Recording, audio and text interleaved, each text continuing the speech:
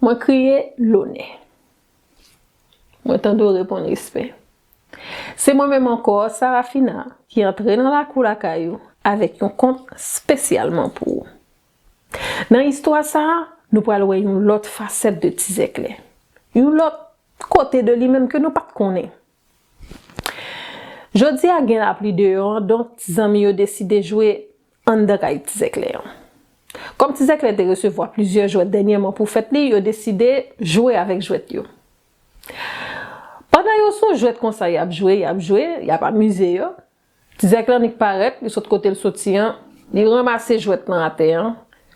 Il réemballé, il mettait dans boîte, il serré, il dit bon nous fin jouer avec jouet ça, nous pral prendre l'autre jouet. Tizami yo dit mais non, nous pas de fini. Ou attendre nous fini et puis après ça n'a prend l'autre jouet. Tizekle dit comme ça, nous la caille moi. Jouet yo c'est jouet moi. Donc c'est moi qui a décidé. Samedi c'est ça. Bon, Tizami yo Jean gêné, yo n'a regardé l'autre parce que vraiment vrai, yo kay Tizekle. Vraiment vrai, c'est jouet Tizekle. Donc yo maintenant en tête yo que peut-être Tizekle gen droit pour le décider. Papa Tizekle qui pas trop loin, qui suivre ça qu'a fait non. Il dit eh ben Tizekle ça même son Duvalier risque lié. Tizekle attendait ça papa dit mais il pas répondre, il pas agir tout parce qu'il pas fin comprendre ça papa dit. Il quitte ça passer. Non pita, là le côté maman parce que nous connaît, c'est avec maman, il toujours faut parler pour qu'elle comprenne ça pas comprendre yo. Il dit maman je dis à combat que papa me dit moi pas comprendre. Moi par contre si pour me fâcher, si pour me crier, bon pas connaît parce que me pas comprendre ça le dire. Maman dit mais oh, qui ça papa dit comme ça qui a troublé dans état ça. Il dit ben papa me rete comme ça, il dit eh ben Tizekle ça même son Duvalieris. Il dit ça que Duvalieris non. Maman fait oh. Mais qui soit t'a fait? Qui soit t'a dit avant papa te dit qualité parole ça? Il dit bon rien maman, simplement nous t'a joué avec zami yo et puis moi même moi te bouqué continuer jouer avec jouet ça. Moi prend jouet là, moi mettre dans boîte moi serré, moi dit que n'a jouer on l'autre jouet. Yo même yo pas de vle, yo te vle continuer jouer avec même l'autre jouet là. Moi dit OK yo la caille moi que jouet yo c'est jouet moi, c'est moi pour décider. Yo pas grand rien pour yo dire dans ça. Maman dit eh bien, papa te gen raison jour au Duvalieris non? Ou son dictateur petit. Dictateur. Maman dit m'bra l'expliquer. Bagay longtemps. Pays d'Haïti te gon président te François Duvalier. François Duvalier, yo te bal non? Papa Doc. François Duvalier te yon président qui te yon dictateur. Yon dictateur, c'est yon moun k'ap dicté ça pour faire, k'ap dicto ça pour dire. C'est lui qui décide pour ça le dit, c'est ça. Ou pas rien pour dire, ou pas rien pour changer, ou pas rien pour modifier. Ça le remet ou obligé remet. Ça le vle ou obligé vle. Il te proclamé tête li président à vie. Vous connaissez que le président à vie, ça veut dire l'autre monde pas qu'à poser candidature pour être président. Pas de gain parole vote. Vote, c'est les président qui gagne plusieurs présidents, plusieurs monde qui veulent présider pays et puis peuple a voter pour choisir monde que yo ta remet présider pays. Et ben lui même il pas mettre bagay comme ça dans pays. Tellement li mouri, c'est petit li Jean-Claude Duvalier, Baby Doc qui vient prendre le relais. Lui même tout, c'est ton président dictateur. Ça veut dire ça le dit, c'est ça. Ça le vle, c'est ça. C'est pas une période qui était facile pour peuple haïtien. Parce que yo pas de ka parler, yo pas de ka virer, yo pas de ka tourner. Ça Jean-Claude Duvalier vle, ça François et Duvalier vle, c'est ça qui passer. Donc c'est pas une période qui était vraiment une bonne période pour peuple haïtien. Donc les moun jour au dictateur, c'est bon bagay li Tizekle. Donc moi-même moi pense que tu supposé ouais comment on agit avec zanmou yo.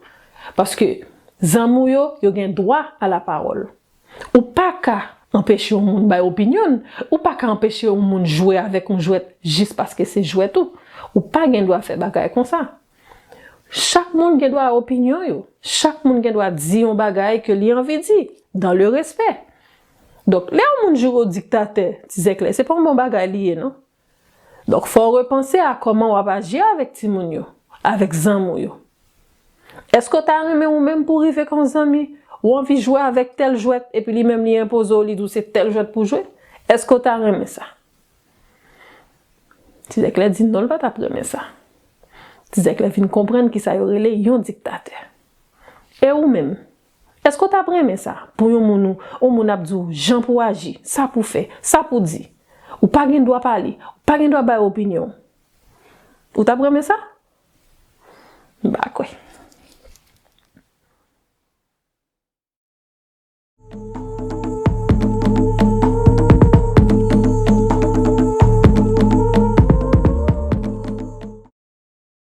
Haïti va connaître entre le 12 décembre 1956 et le 25 mai 1957 une série de gouvernements provisoires qui seront contestés l'un après l'autre. On aura des gouvernements issus de la Cour de cassation, donc qui est la Cour suprême en Haïti, comme Neumont Pierre-Louis, comme Sylvain.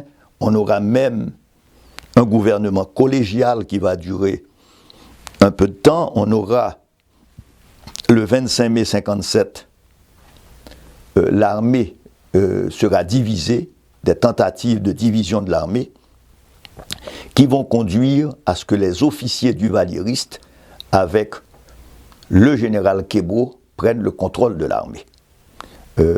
Ils avaient imaginé un scénario, ils mettent au pouvoir Daniel Fignolet comme candidat provisoire et vont l'éliminer très vite, puisque il n'y aura plus que deux candidats désormais, Louis Desjoie et François Duvalier. Louis Desjoie accepte quand même d'aller aux élections, mais ces élections sont des élections frauduleuses organisées par l'armée et qui vont voir le 22 septembre 1957 l'élection de François Duvalier. En fait, ce qui explique la longévité de ce pouvoir, c'est qu'il va éliminer progressivement d'abord les opposants politiques, il va faire disparaître les frères jumelles, il va créer, à partir d'une invasion ratée en 1958, celle de Pasquette, Perpignan et Dominique, il va créer une milice, donc les fameux tontons Macoutes, et il va, dès 1961, accentuer le départ des opposants vers les États-Unis, vers le Congo, parce qu'il y aura plusieurs milliers d'Haïtiens qui iront au Congo travailler, fuyant la dictature de Duvalier, vers le Canada. Dès 1958 déjà, il y avait un petit noyau de gens qui arrivent comme exilés au Canada. Cela va s'accélérer à partir des années 60, mais surtout à partir de 1964, quand Duvalier se proclame président à vie. Duvalier fera changer la constitution haïtienne en fonction de ses intérêts. Il l'a fait changer en 62 pour se faire réélire, il l'a fait changer en 64 pour se faire désigner président à vie, et il la fera changer encore pour désigner son fils, qui n'avait que 18 ans à l'époque, comme son remplaçant. Il fermera aussi l'université d'Haïti. Pendant un temps, il fermera les écoles. Donc, on détruira sur la frontière, par exemple, des zones boisées pour éviter, supposément, qu'il y ait des guérillas dans ces zones. Donc, on se rend compte qu'avec François Duvalier, on a une politique archaïque dans le sens où Duvalier ne s'occupe pas de développement du pays, il s'occupe de renforcer son pouvoir. N'ayant plus d'opposition en 71, puisque des milliers de gens sont morts ou ont été enfermés à Fort-Dimanche. Fort-Dimanche était la grande prison, ce camp que les prisonniers appelaient Fort-la-Mort. Eh bien, sur cette paix des cimetières, Duvalier va assurer son fils comme son successeur, ce sera le successeur désigné.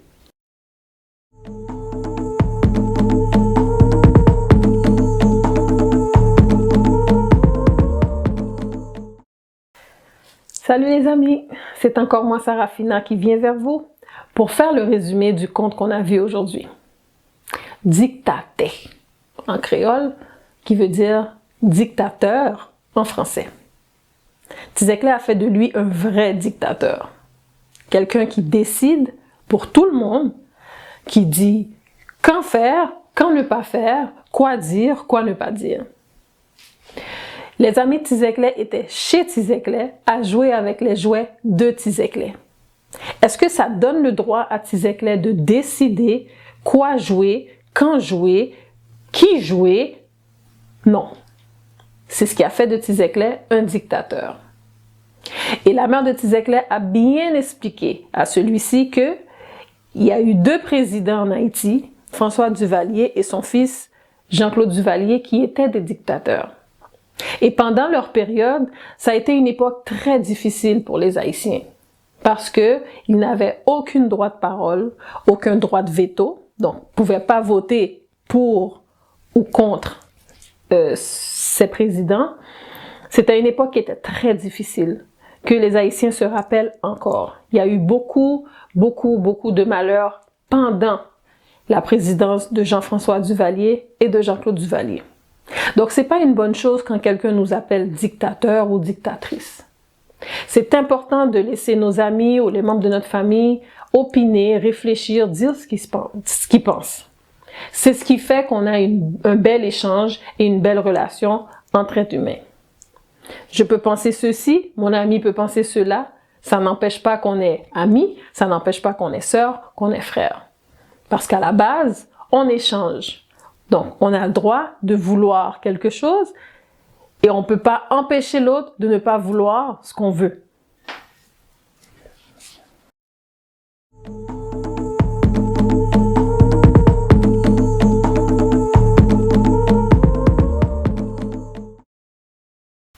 Jean-Claude Duvalier va être désigné comme le futur président. C'était parce qu'il a l'appui de l'ambassade américaine et de cet ambassadeur Knox qui voit en Jean-Claude une possibilité de succession sans crise politique. On réorganise l'armée parce qu'au sein de l'armée, il y a le général Gracia Jacques, homme fidèle du régime appartenant à ce clan des Duvalier qui assure une succession ordonnée. C'est en ce sens qu'en avril 71, Jean-Claude Duvalier succédera à son père avec l'appui des Américains, de l'armée, des tontons macoutes et en général de la plupart des partisans de François Duvalier. Jean-Claude Duvalier, il n'exercera pas le pouvoir comme son père parce que s'il continue la même politique de répression, Jean-Claude Duvalier n'a pas le contrôle de tous les appareils que Duvalier avait mis en place.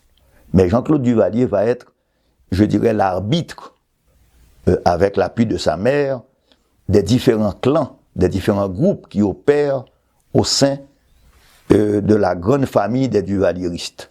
Donc Jean-Claude Duvalier, il joue l'équilibre, il est l'arbitre de tous ces clans, et c'est en ce sens qu'on peut expliquer qu'il arrive à se maintenir au pouvoir jusqu'à sa chute en 1986. Il va bénéficier des investissements internationaux de la France, du Canada et surtout des États-Unis.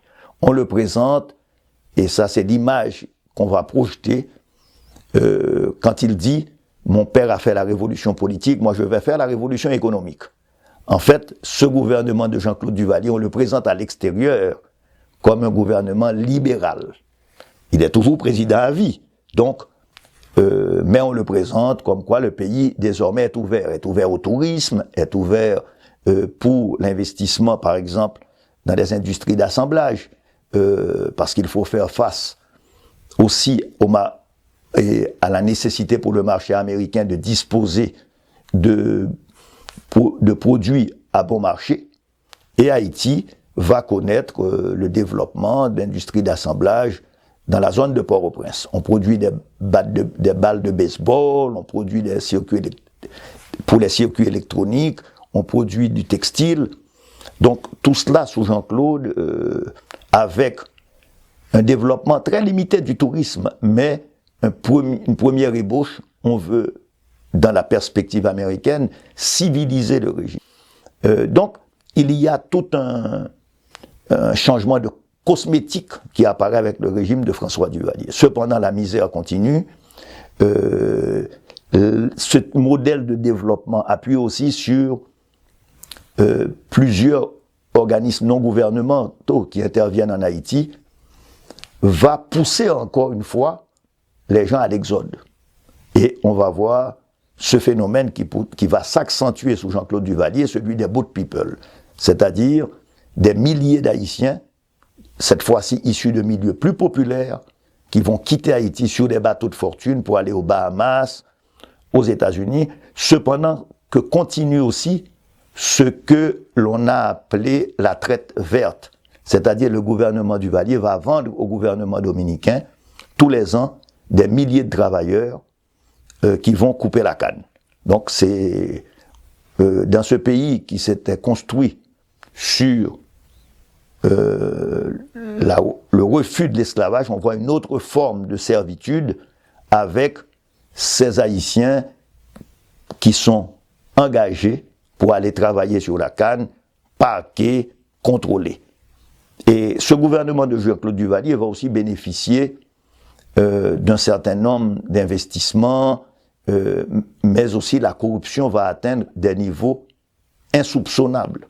À partir du gouvernement de Carter et sa politique des droits de l'homme, Duvalier va être obligé de modifier ses comportements, il va libérer des prisonniers, il est forcé à libérer des prisonniers, et l'on voit déjà, à partir de 1977, une opposition qui commence à monter, qui va conduire de 1977 à 1985 des contestations de plus en plus importantes.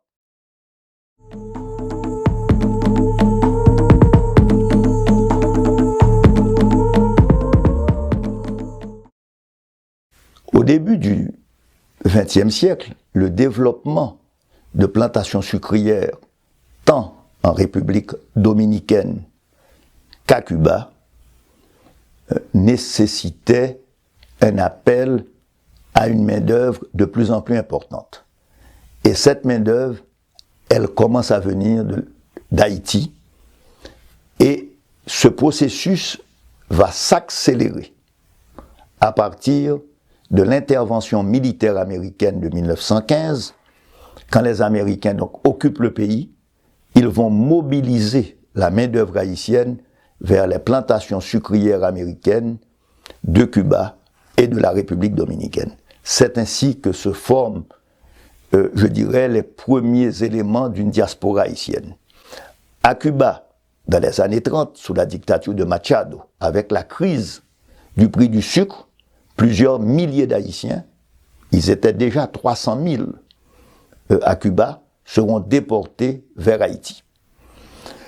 La migration haïtienne à Cuba s'arrêtera avec la révolution cubaine de 1959, et les Haïtiens dont le statut était temporaire, dont le statut, on parlait d'illégaux, et bien avec la révolution cubaine de 1959, le gouvernement cubain de Fidel Castro prendra une mesure pour légaliser tous les Haïtiens de Cuba et leur offrir la possibilité de devenir des citoyens cubains. Avec la dictature des Duvalier dans les années 60, commence un lent processus de migration haïtienne vers l'extérieur. D'abord, il y a des exilés politiques qui partent vers les États-Unis, qui partent vers le Canada. Je pense au Canada plus particulièrement au docteur Roy, dont la famille va s'établir ici. Et quelques-uns vont en France, mais c'était au début du régime une migration qui ne touchait que les élites politiques. Je pense, on parlerait donc de cette époque comme des exilés beaucoup plus que des migrants permanents. À partir de 1961, avec la crise dans l'ancien Congo belge, avec l'indépendance du Congo, et le départ des Belges, plus de 6 000 Haïtiens vont, dans les années 60, aller travailler au Congo. Il s'agit de professeurs, d'ingénieurs, d'avocats, et même de militaires, et qui vont apporter une contribution importante à l'époque à la construction du Congo indépendant. Plusieurs autres vont se retrouver à l'appel du président du Sénégal, Léopold Sédar Senghor, notamment à travailler dans les secteurs de la culture au Sénégal. Ils seront ainsi responsables d'édition, travailleront au théâtre, écrivains, et quelques centaines d'autres se retrouvent un peu éparpillés en Afrique, surtout comme médecins, ingénieurs ou agronomes.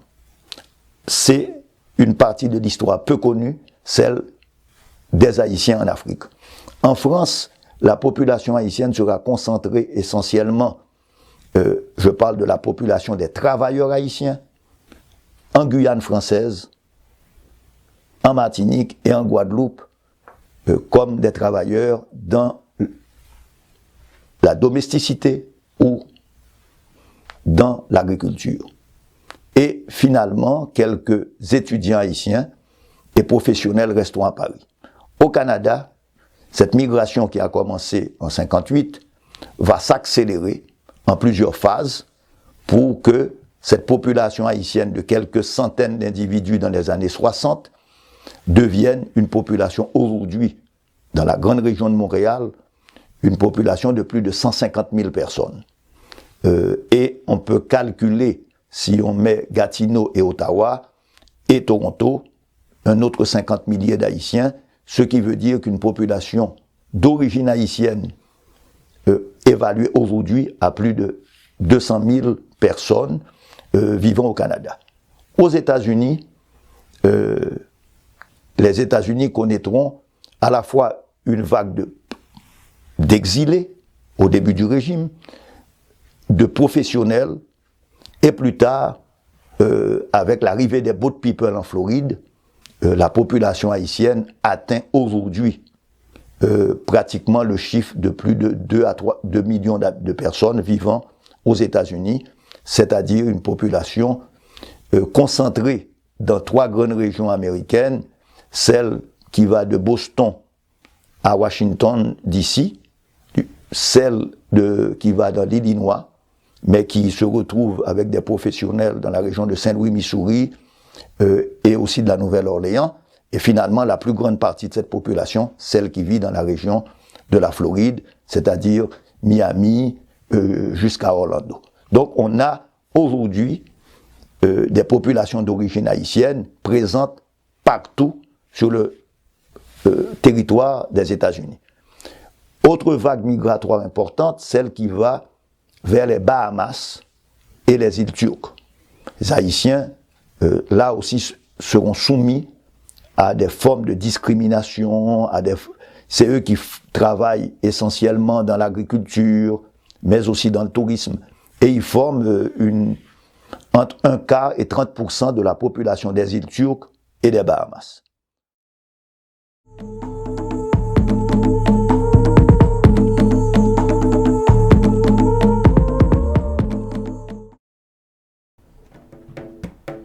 Est-ce que vous êtes prêts à bouger? Vous savez qu'avant de danser, c'est très important de bien travailler le corps, bien réchauffer le corps, travailler les muscles afin de ne pas se blesser. Donc, on va tranquillement se mettre en position pour commencer le réchauffement. On va commencer avec la tête en faisant des mouvements en avant, en arrière. Voilà. Donc, c'est un mouvement continu. En arrière, en avant, en arrière, en avant. Le prochain mouvement, vous allez continuer avec la tête et le cou, mais cette fois-ci, vous allez y aller de droite à gauche. Voilà. Encore une fois, c'est un mouvement continu. On va toujours continuer à travailler le cou et la tête en faisant des cercles complets en commençant vers la droite. Prêt?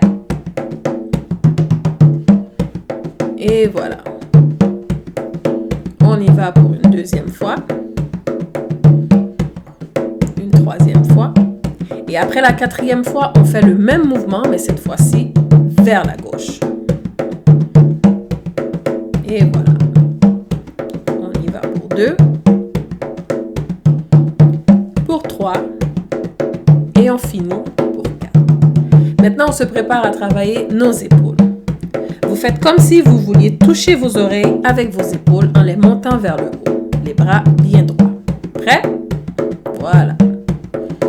Monte les épaules en les redescendant, mais toujours en gardant les bras bien droits. Le prochain mouvement, on va continuer à travailler les épaules en les ramenant vers l'avant et en les poussant vers l'arrière. Donc, on garde les deux bras bien ouverts, les mains sur le haut des cuisses et on ramène en avant et on pousse en arrière. Maintenant, on travaille les bras en faisant des grands cercles avec les bras vers l'arrière. Continuez vos cercles. Ensuite, vous allez continuer le même mouvement, cette fois-ci avec les cercles vers l'avant.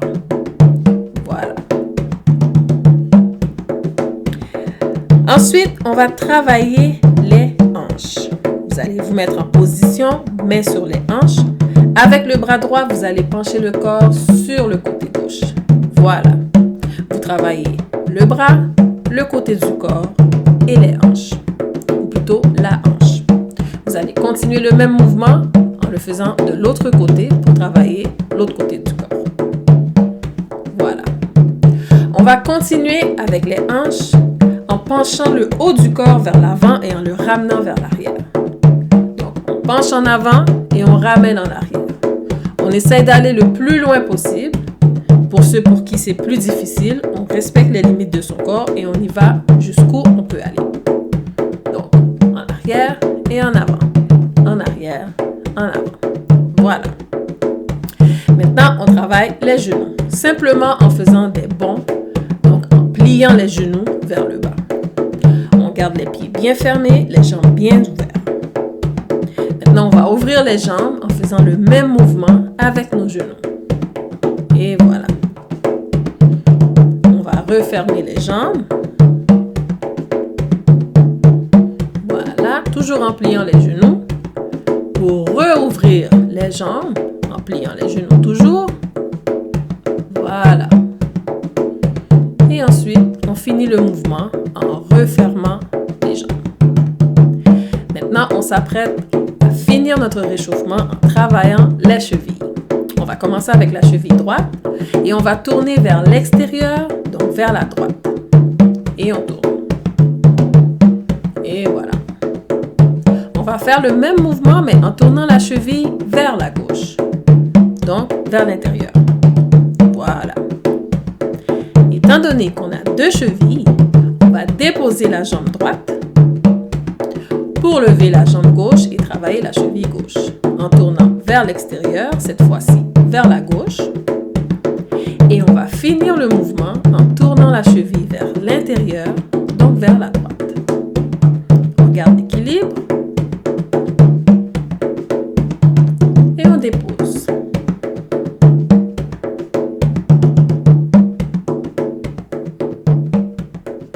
Et voilà.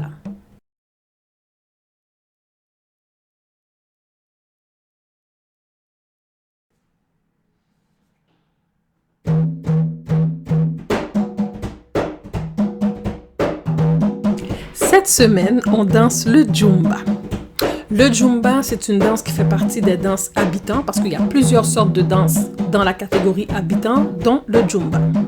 Le Zumba, c'est la danse de l'agriculture. C'est synonyme d'agriculture. Pourquoi? Parce que c'est une danse qui nous amène à penser aux gens qui travaillent la terre, donc qui plantent afin de pouvoir semer. Donc, on parle de fruits, de légumes, de riz, de canne à sucre, de café, de coton, de toutes sortes de choses. Ce sont les gens qui travaillent la terre, qui travaillent avec la nature. Au niveau vestimentaire, on va surtout voir comme matériel le chapeau de paille, le grand chapeau de paille qui protège du soleil parce que les habitants et les habitantes sont souvent amenés à travailler de longues heures sous le soleil. On a aussi les vêtements en jeans pour que vous puissiez bien comprendre, en denim ou chez nous on dit abaco. Donc les hommes ont des pantalons abaco qui sont recassés au niveau des chevilles, les femmes ont de grandes robes qui les protègent du soleil. On a aussi le jacket qu'on passe en bandoulière sur nous qui va nous servir à garder nos graines, à garder certains matériels qu'on aura besoin pour travailler la terre. Je vous invite à remarquer sur la scène, on a une petite chaise que chez nous on appelle tout simplement tichaise ou tichaise-bas. Cette chaise est souvent utilisée par les marchands, les marchandes au marché qui sont amenés à vendre les produits qu'ils ont récoltés. Donc la chaise est basse pour être justement à proximité des produits qu'on vend. Ensuite, on a le lahier. Le lahier, c'est un petit panier plat qui nous sert à plusieurs choses. Justement, on peut mettre certains items que l'on vend et ça nous permet aussi de le mettre sur notre tête pour pouvoir passer de quartier en quartier ou d'endroit à endroit pour pouvoir vendre nos produits. On peut aussi prendre le lahier pour mettre des produits à sécher au soleil. Donc, c'est un outil qui est très versatile. Donc, le Zumba, c'est une danse qui nous amène à sourire parce que c'est une façon pour nous de remercier le ciel, de pouvoir planter afin de récolter pour pouvoir se nourrir.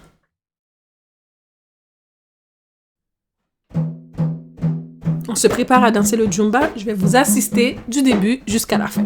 Donc, premier mouvement pour les filles, on met les mains au niveau de la taille et pour les garçons, au niveau de la ceinture.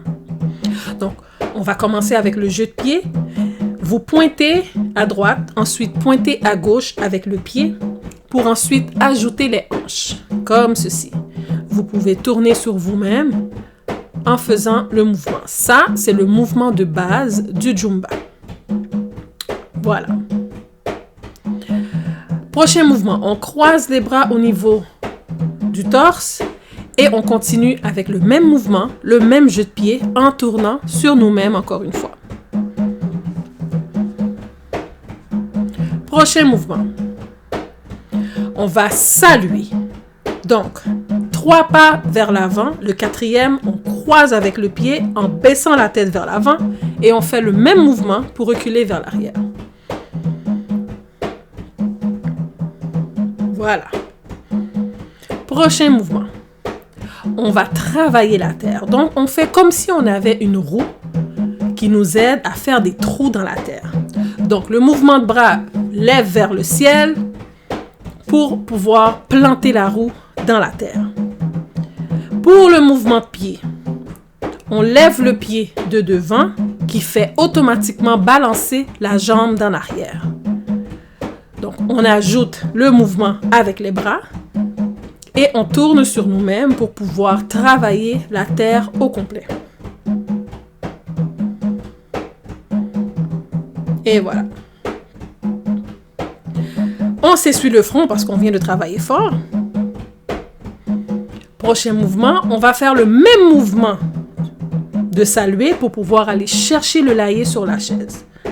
On le met à côté de nous, on fait comme si on en avait et on fait le mouvement de prendre les graines pour pouvoir semer dans la terre. Quand vous prenez les graines, assurez-vous de regarder votre main qui prend les graines et ensuite vous regardez dans la même direction où vous allez les semer. Une fois que vous avez fait ce mouvement sur place, vous le faites en tournant sur vous-même pour vous assurer de planter les graines partout. C'est comme si on boitait sur une jambe. Et voilà. Prochain mouvement. On va faire le même mouvement de la salutation pour pouvoir aller déposer le lahier sur la chaise. Si vous n'avez pas de lahier, vous n'avez pas de chaise, on fait comme si. Donc, 3 pas vers l'avant, le 4e, on croise et on dépose le lahier. Maintenant, prochain mouvement.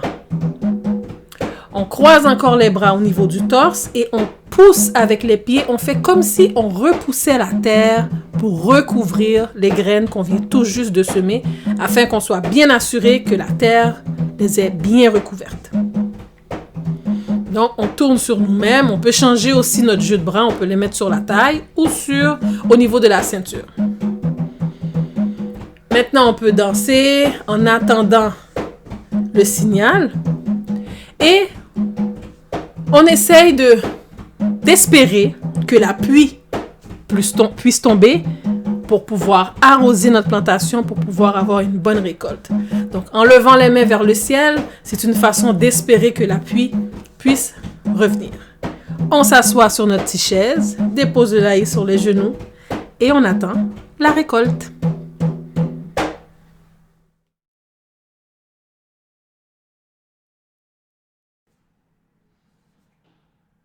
Prêt à danser le Zumba? Donc on y va. On prend soin de bien jouer avec les hanches. On pointe les pieds de chaque côté. Les filles, les mains sur les hanches. Et les garçons, les mains au niveau de la ceinture. On tourne sur nous-mêmes. Maintenant, en croisant les bras vers le torse, au niveau du torse. Et on garde le même jeu de pied. Maintenant, on attend le signal pour pouvoir faire la salutation. On avance et on recule. 3 pas et le 4e, on croise. Maintenant, on se prépare à travailler la terre. N'oubliez pas, vous avez une roue dans les mains, on fait comme si et on plante la roue dans la terre pour pouvoir ensuite semer nos graines. Donc, on saute en levant la roue vers le ciel. On s'essuie le front parce qu'on vient de travailler fort et on continue avec le mouvement de base. On fait le même mouvement au niveau du jeu de pied pour aller chercher le layer sur la petite chaise. Maintenant, on va prendre les graines et les semer au niveau du sol. Donc, la tête suit le jeu de main. Et ensuite, on fait le tour complet pour pouvoir bien semer les graines partout autour. Et on revient sur place. On va attendre le signal pour faire le même cassé. Donc, même mouvement au niveau de la salutation pour pouvoir aller déposer le layer sur la chaise. On revient. On va recroiser les bras au niveau du torse ou tout simplement les garder au niveau de la taille pour les garçons au niveau de la ceinture et on va jouer avec les pieds comme si on repoussait la terre pour recouvrir les graines. On tourne sur nous-mêmes bien sûr. Ensuite, il nous reste qu'à espérer que la pluie puisse nous bénir pour faire en sorte que notre semence soit bien arrosée pour pouvoir avoir de bons fruits, de bons légumes qu'on va pouvoir consommer et vendre. Ensuite, on s'assoit tranquillement sur notre chaise, le layer sur nos genoux et on attend patiemment que la pluie puisse tomber.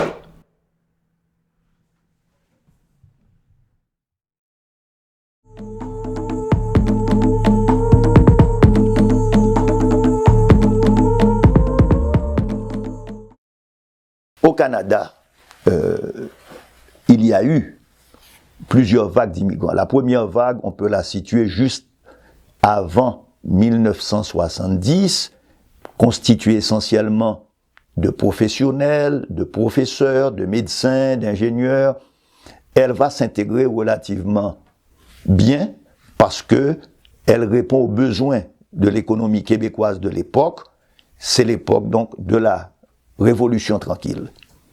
Après les années 70, il y aura une vague de plus en plus populaire, peut-être avec moins de qualifications, et on va ainsi avoir une troisième vague qui sera celle qui viendra après la chute d'Aristide et qui s'étend jusqu'à, je dirais, le tremblement de terre. Une autre vague seront ceux qui arrivent après le tremblement de terre et finalement, la dernière arrivée, c'est celle du chemin Oxfam, donc de ceux qui, menacés par les politiques de Trump aux États-Unis, sont venus ici comme des réfugiés. Alors on voit que cette communauté de diaspora, elle est aussi en contact avec les communautés qui vivent ailleurs, notamment aux États-Unis. Il y a des liens très étroits entre, par exemple, les Haïtiens qui vivent à New York, ceux qui vivent à Boston, ceux qui vivent à Miami. Et d'ailleurs, on voit même, par exemple, beaucoup de ces professionnels haïtiens qui étaient venus lors de la première vague dans les années 60, jusqu'aux années 70, eh bien, on les voit avec la crise en Haïti, ne pouvant retourner en Haïti. Beaucoup ont fait comme les Québécois, sont des snowbirds, c'est-à-dire ils vont s'établir en Floride, parce qu'ils ont leurs cousins, leurs frères. Donc, on voit comment, aujourd'hui, se nouent ces relations entre diaspora. D'autant plus d'autant plus que la technologie, avec les WhatsApp, avec l'Internet, avec les radios haïtiennes qu'on peut écouter n'importe où, eh bien, ça s'est renforcé les relations entre les diverses composantes des diasporas haïtiennes. Vous pouvez être ici, mais aussi être en contact avec votre cousin ou votre frère en Floride, parce que, bon, ça, sur WhatsApp, vous pouvez lui parler tous les jours. Vous pouvez écouter la radio haïtienne. Donc, c'est un élément complètement nouveau par rapport aux années 60, et où il fallait correspondre par lettres et très rarement appeler au téléphone, c'était très cher. Donc, on voit aujourd'hui se former une diaspora haïtienne, et elle est présente très fortement à Montréal. On le voit que les Haïtiens à Montréal disposent de prêtres, de pasteurs, de Hongans qui opèrent dans la région de Montréal ou dans la grande région de Montréal, qu'il y a des supérieurs d'ordre religieux ou religieuses qui sont haïtiens d'origine. On voit de plus en plus des politiciens haïtiens. Ils ne sont pas encore assez nombreux, mais ils sont quand même très nombreux. On voit des gens opérer à tous les niveaux, des écrivains, des peintres. Donc c'est une communauté très vivante qui est ici à Montréal.